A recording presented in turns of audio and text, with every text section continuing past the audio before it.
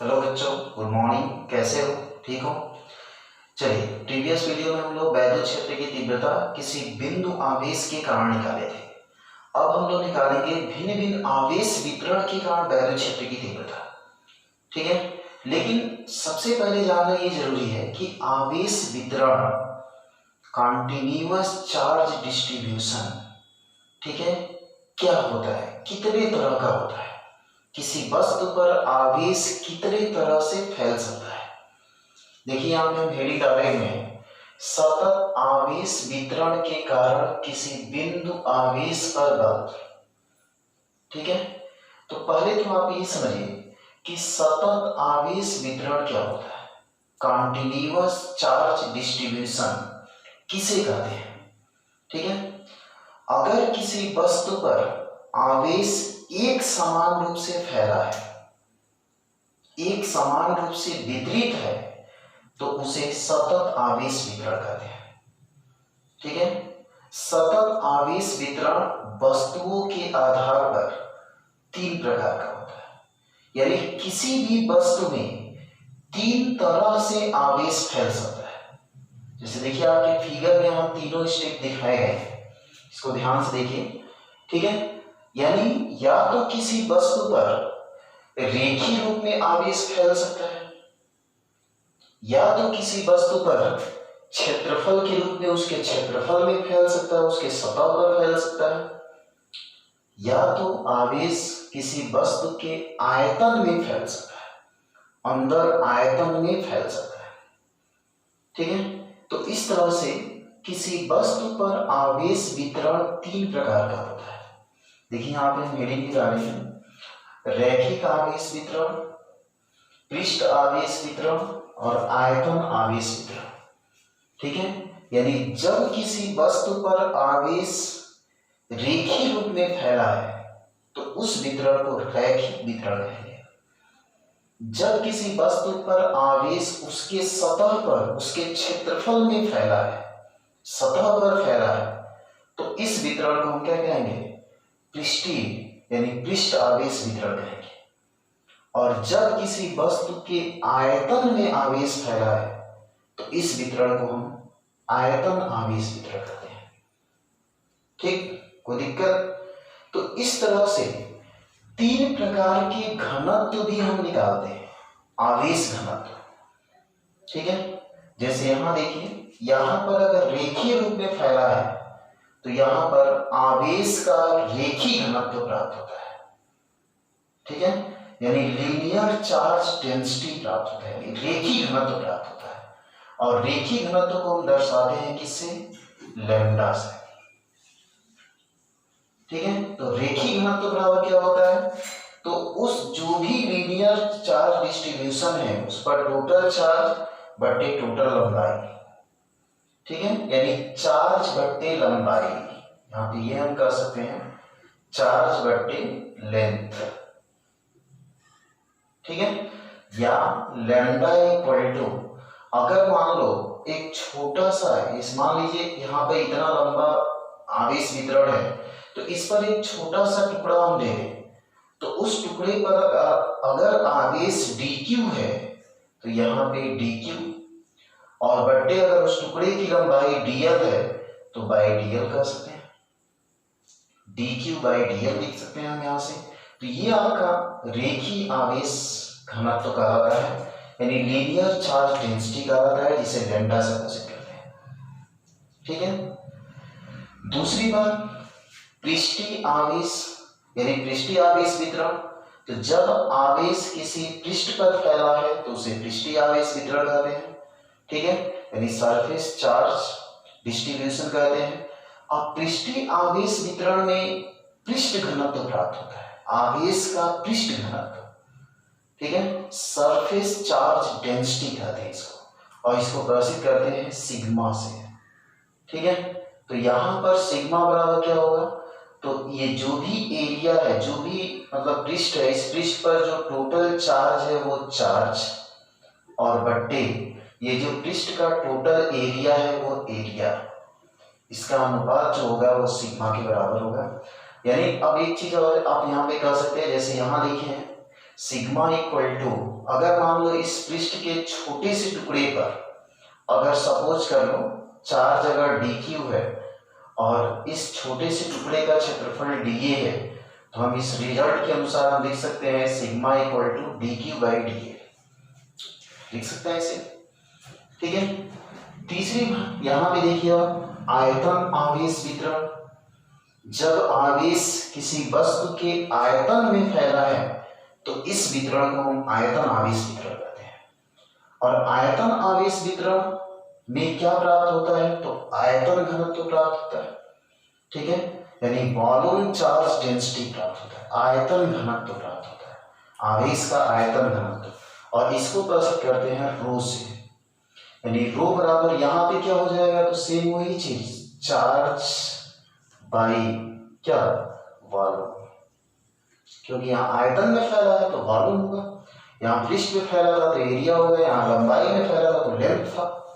ठीक है, तो इस तरह से यहाँ से रो इक्वल टू सेम वही चीज, अगर इसके छोटे से टुकड़े में 4 जगह डी क्यू है और उस छोटे से टुकड़े का आयतन अगर डी भी है, तो हम यहाँ लिख सकते हैं rho equal to D Q by D भी। कोई दिक्कत आ रहा है समझ में? बस ये याद रखिए कि रेखी वितरण है तो रेखी आवेश घनत्व प्राप्त होगा, जिसे लैम्डा से प्रकट कर देंगे। और रेखीय आवेश घनत्व क्या होता है, तो आवेश बटे लंबाई। ठीक है, इसका मात्रक क्या होगा, तो यहीं से देख सकते हैं कूलाम प्रति मीटर। यहाँ पे देखिए पृष्ठ घनत्व, पृष्ठ वितरण है तो पृष्ठ घनत्व मिलेगा जिसको सिग्मा से प्रकट करते हैं, और इसका मान आवेश बटे क्षेत्रफल, इसका मात्रक क्या होगा, कूलाम प्रति मीटर स्क्वायर। इसी तरह से यहाँ आप देख सकते हैं। ठीक है, अगर यहाँ पे अगर आप ध्यान से देखें तो यहाँ पे आयतन घनत्व है तो आयतन घनत्व को रो से प्रस्तुत करते हैं D Q by D V, इसका मात्रक क्या होगा, कूलाम प्रति मीटर क्यूब, ये हो जाएगा। ठीक है, तो इस तरह से आवेश वितरण 3 प्रकार का होता है। ठीक है, वस्तुओं पर आवेश वितरण 3 प्रकार का होता है और आवेश का 3 तरह का घनत्व प्राप्त होता है, रेखी घनत्व, पृष्ठीय घनत्व, आयतन घनत्व। ऐसे याद रखिए, रेखी घनत्व को लैम्डा से प्रकट करते हैं, पृष्ठीय घनत्व को सिग्मा से प्रकट करते हैं, आयतन घनत्व को रो से प्रकट करते हैं। ठीक है, चलिए अब यहाँ पे देखिए, यहाँ ध्यान से देखने का प्रयास करिए। यहाँ पर सतत आवेश वितरण के कारण किसी बिंदु आवेश पर हमें बल निकालना है, यानी ऐसे अगर आवेश वितरण है और इस आवेश वितरण के पास अगर कोई पॉइंट चार्ज है, बिंदु आवेश है, तो उस पर बल की गणना हम कैसे करेंगे। ठीक है, और इसी तरह से हम सतत आवेश वितरण के कारण वैद्युत क्षेत्र की तीव्रता भी निकालेंगे, अभी नेक्स्ट वीडियो में हम निकालेंगे। लेकिन यहाँ पे हम क्या निकालेंगे, फोर्स। किस पर फोर्स, किसी पॉइंट चार्ज पे, किसी बिंदु आवेश पर, क्योंकि हेडिंग हम निकाले हैं सतत आवेश वितरण के कारण किसी बिंदु आवेश पर बल। तो एक बात जरूर आप ध्यान रखिए, आवेश वितरण कितने तरह का होता है, 3 तरह का। कौन कौन, रेखीय आवेश वितरण, क्षेत्रीय आवेश वितरण, आयतन आवेश वितरण। आवेश घनत्व कितने प्रकार का होता है, 3 प्रकार का। कौन कौन, रेखीय आवेश घनत्व, ठीक है, आवेश का रेखीय घनत्व कह सकते हैं, आवेश का पृष्ठीय घनत्व कह सकते हैं, आवेश का आयतन घनत्व कह सकते हैं। रेखीय घनत्व को किससे प्रदर्शित करते हैं, लैम्डा से। पृष्ठीय घनत्व को किससे प्रदर्शित करते हैं, सिग्मा से। आयतन घनत्व को किससे प्रदर्शित करते हैं, रो से। इसकी जरूरत आगे है, अभी गॉस थ्योरम हम लोग पढ़ेंगे, उसमें इसकी महत्वपूर्ण भूमिका है, इसलिए आप इस डिस्ट्रीब्यूशन को जरूर ध्यान में रखिए। ठीक है, चलिए अब हम लोग किसी पॉइंट चार्ज पर फोर्स निकालेंगे। मान लें कि यहाँ पर एक पॉइंट चार्ज है Q0, इस पर हम फोर्स निकालना चाहते हैं कि फोर्स कितना होगा। ठीक है, जैसे मान लीजिए ये भी चार्ज है, ये भी चार्ज है, तो 2 आवेशों के बीच बल लगता है, इसलिए इसके बीच बल रहेगा, यानी यह डिस्ट्रीब्यूशन जो है, वितरण जो है, इस आवेश पर बल लगाएगा। ठीक है, तो इसके लिए हम क्या करते हैं, यहाँ ध्यान से देखिए, कभी भी इस तरह का जब भी केस आए कॉन्टिन्यूअस चार्ज डिस्ट्रीब्यूशन, तो उस केस में एक छोटा सा टुकड़ा लेते हैं, जिस तरह से आवेश फैला है उस तरह का टुकड़ा लेंगे। जैसे यहाँ रेखीय वितरण है तो छोटा सा लंबाई लेंगे, यहाँ पृष्ठीय वितरण है, क्षेत्रफल के रूप में वितरण है, तो छोटा सा क्षेत्रफल लेंगे। यहाँ पर आयतन के रूप में वितरण है, तो छोटा सा आयतन का टुकड़ा लेंगे। ठीक है, तो बस ये चीज ध्यान रखें, यानी हमेशा एक छोटा सा टुकड़ा लेते हैं और उस टुकड़े के कारण इस पर बल निकालते हैं। उसके बाद से इस छोटे से टुकड़े के कारण जब बल निकल जाएगा तो हमको पूरे वितरण के कारण बल निकालना है, तो उसका समाकलन कर देते हैं। ठीक है, समाकलन का मतलब यही होता है, पीछे आपको बताए थे कि अगर dx लिखा गया है मीन्स x का एक छोटा सा टुकड़ा, अगर इसका इंटीग्रेशन कर दें तो इसका मतलब क्या कि जो x का छोटा टुकड़ा था उसका संपूर्ण मान। ठीक, तो यही समाकलन से तात्पर्य है, ये चीज पीछे बता चुके हैं, इसलिए हम आपको बार बार कह रहे थे कि समाकलन और अवकलन पढ़े बिना आप फिजिक्स नहीं पढ़ सकते हैं। ठीक है, देखिए आज इसकी जरूरत पड़ रही है, तो चलिए हम इसको छोटे छोटे टुकड़ों में डिवाइड कर रहे हैं। हम यहाँ पे एक छोटा सा टुकड़ा ले रहे हैं, यहाँ पे ऐसे इस लंबाई का, ठीक है, जिस पर आवेश हम सपोज कर रहे हैं क्या है dq, और इसकी लंबाई हम सपोज कर रहे हैं क्या है dl है। क्या है इसकी लंबाई dl है, सपोज कर रहे हैं। तो इस आवेश के कारण, इस टुकड़े के कारण यहाँ पे बल लगेगा कि नहीं लगेगा, बल लगेगा। अब ये दूरी का और दिशा का निर्धारण करने के लिए हम यहाँ पे स्थिति सदिश लेते हैं। हम मान लेते हैं कि इस आवेश का जो स्थिति सदिश है आवेश के टुकड़े का वो r1 है, और इस आवेश बिंदुवत आवेश का जो स्थिति सदिश है वो क्या है r2 है। तो हम ध्यान से देखिए, तो ये डिस्टेंस क्या होगा अगर ये वेक्टर देखा जाए, क्योंकि इसके द्वारा इस पर लगने वाला फोर्स का डायरेक्शन ये होगा। ठीक है, तो अगर ये डिस्टेंस देखा जाए तो ये डिस्टेंस क्या होगा r2 माइनस r1 होगा, जिसको हम r21 से रिप्रेजेंट कर सकते हैं, r21 वेक्टर के रूप में। कोई दिक्कत आएगा समझ में? तो बस हम करेंगे क्या, इस छोटे से टुकड़े के कारण फोर्स निकालेंगे, उसके बाद से उसका इंटीग्रेशन करके इस पूरे चार्ज डिस्ट्रीब्यूशन के कारण फोर्स निकालेंगे।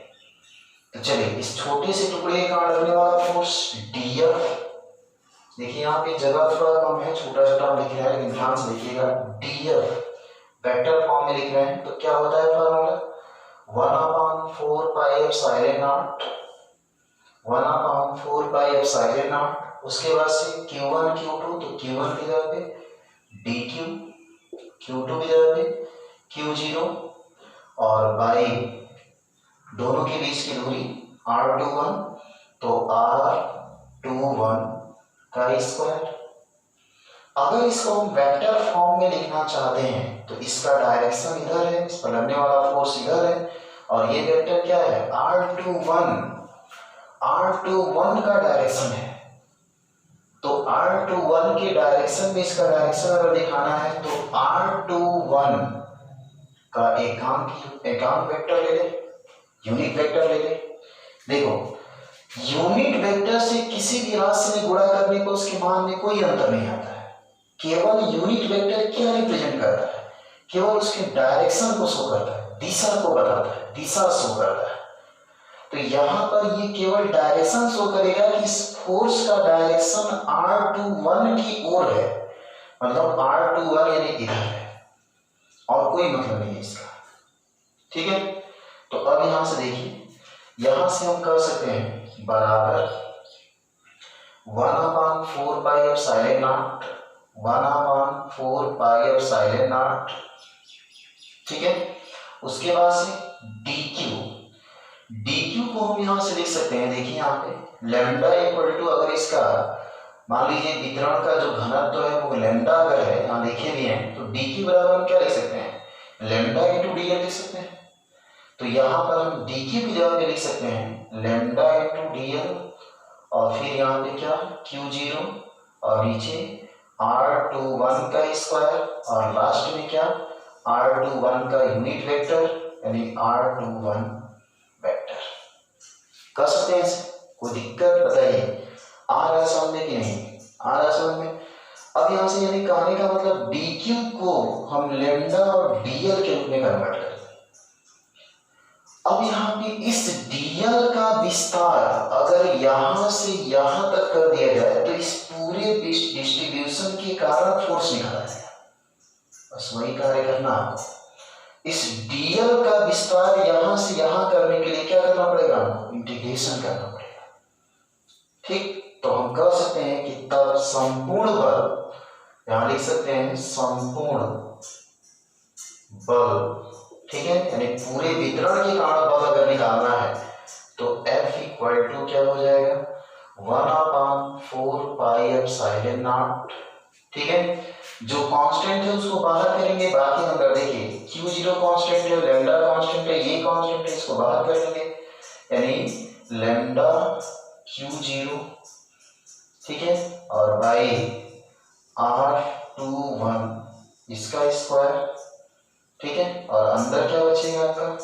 तो dl लैम्डा इंटू dl, तो क्या हो जाएगा?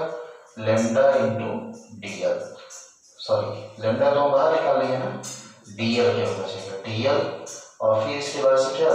R21 वेक्टर, ये आपका लगने वाला फोर्स होगा।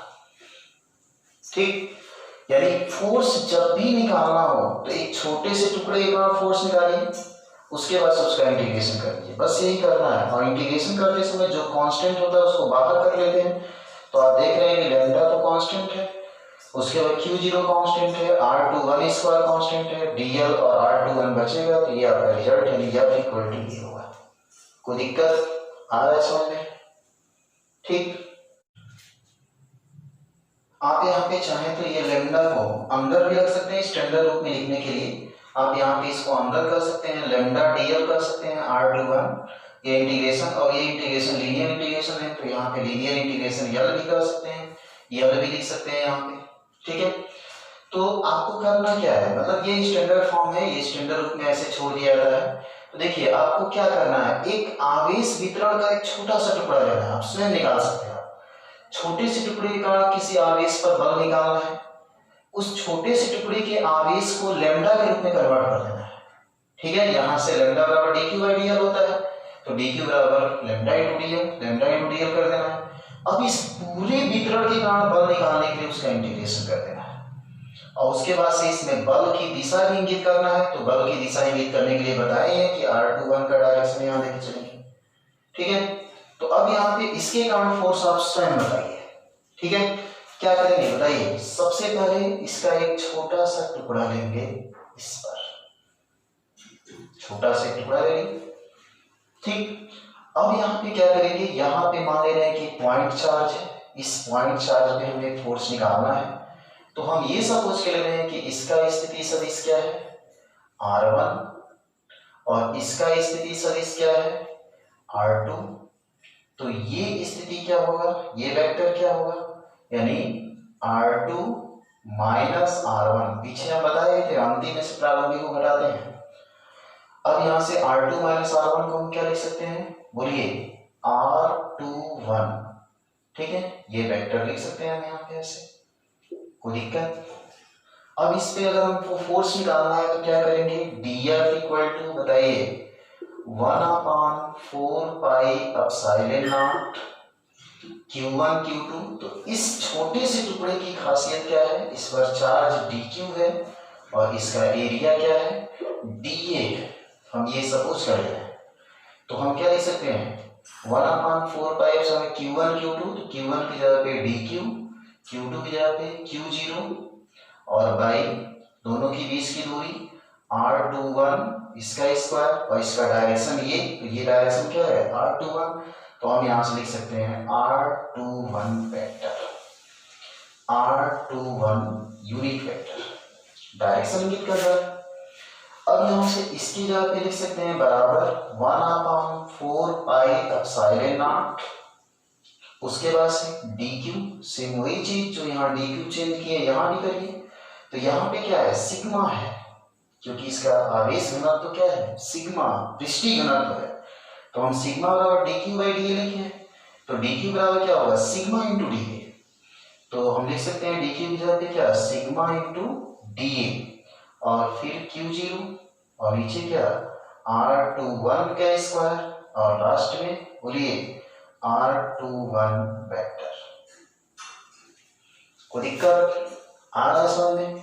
चलिए अब संपूर्ण फोर्स निकालना है, संपूर्ण बल निकालना है, तो F इक्वल टू क्या करेंगे इंटीग्रेशन, तो इंटीग्रेशन करेंगे तो इसमें से क्या क्या बाहर हो सकता है 1/4 pi epsilon not, Q zero बाहर हो सकता है, तो क्यू जीरो हम यहाँ ला दे रहे हैं, उसके बाद से बाकी अंदर लिख दीजिए आप सिग्मा डी ये बचेगा और बाई R21, तो R21 स्क्वायर, ठीक है, तो R21 को आप यही बाहर कर लीजिए, R21 को आप यहाँ लिख लीजिए, यानी हम यहाँ लिख सकते हैं 1/4 पाई एप्सिलॉन नॉट को अलग कर दे रहे हैं और क्या यानी इसमें से क्या कॉमन हो जाएगा क्यू जीरो बाहर है और R21 का स्क्वायर बाहर हो रहा है, अब अंदर क्या बच रहा है सिग्मा इंटू डी और उसके बाद से क्या R21 sigma into D R21 ये डायरेक्शन शो कर रहा है और ये कौन सा समाकलन है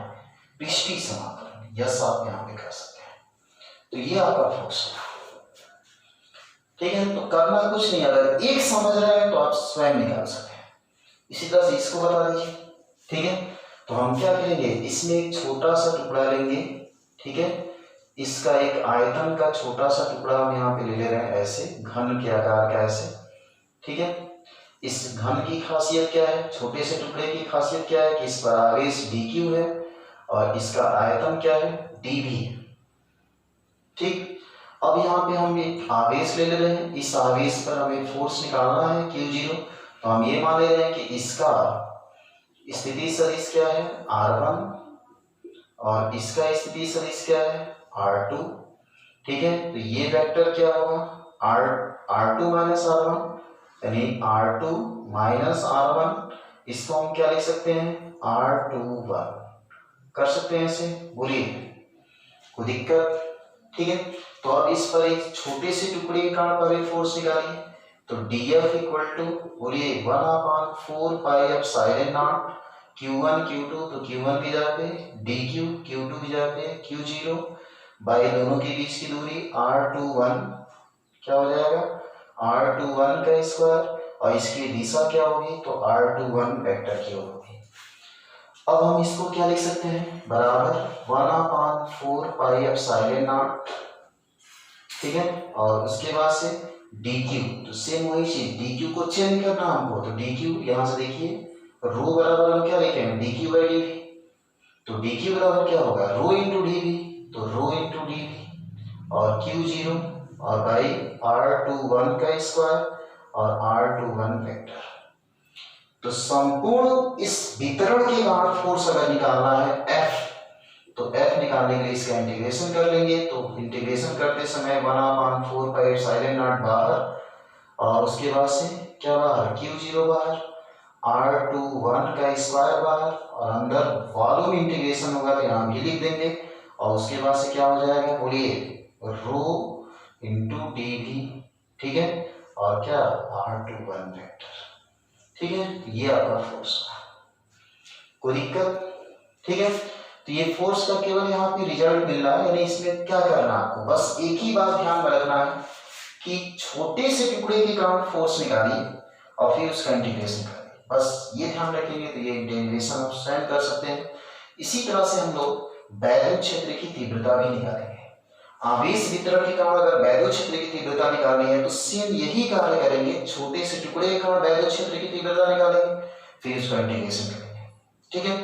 तो नेक्स्ट डे हम ये बताएंगे आपको कि इस वितरण के कारण वैद्युत क्षेत्र की तीव्रता की गणना कैसे करेंगे। तो कोई दिक्कत है इसमें, तो आप मूल चीज बस याद रखिए कि आवेश वितरण कितने तरह का होता है 3 तरह के, ठीक है, लीनियर चार्ज डिस्ट्रीब्यूशन और surface charge distribution, volume charge distribution, ठीक। चलिए अब इसको अगर चाहें तो आप स्वयं कर सकते हैं, इसको नोट भी कर सकते हैं। चलिए नेक्स्ट वीडियो में हम आपको फिर मिलते हैं, तब तक के लिए थैंक यू सो मच।